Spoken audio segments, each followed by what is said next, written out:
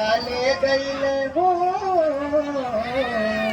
दिलवा ले गईल राजा चड्ढी में खुशी आई के दिलवा ले गईल राजा चड्ढी में खुशी आई के आवाज उठाइए बहुत जसी आई के आई रहले रे मोबाइल से देख दीजिए। दिलवा ले गईल राजा चड्ढी में खुशी आई के दिलवा ले गईल राजा जंगिया में खुशी आई के सुनता नहीं मत दिए अगर जब तो पहले दिल डालू तो माँ कसम न कुल दिल में दिल पैदा नहीं तो कहलू का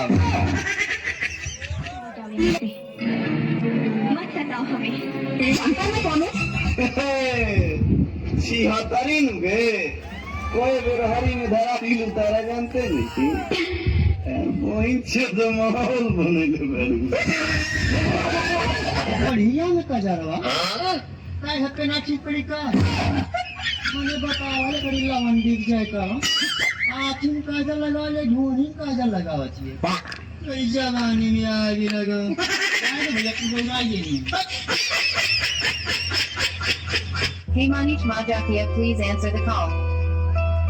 Hey Manish Majakia, please answer the call. Hello hello हाँ हेलो हेलो सर नमस्ते, हम जियो कंपनी से बात कर रहे हैं सर। जी जी बोलिए सर आपके जियो के नंबर से रिचार्ज नहीं हुआ है, वो सर बता सकते हैं? तो क्या करेंगे हो बेटी सर कोई अपने घर का अनाज बेच के रिचार्ज करवाएगा?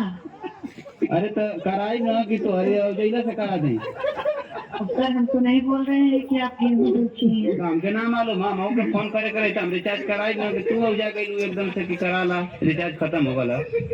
सर हम आपको गेहूँ बेचने के लिए कभी नहीं कहेंगे। हाँ तो कैसे कराएं पैसा ना हाँ तो सर आप ये भी अपनी समस्या बता सकते हैं।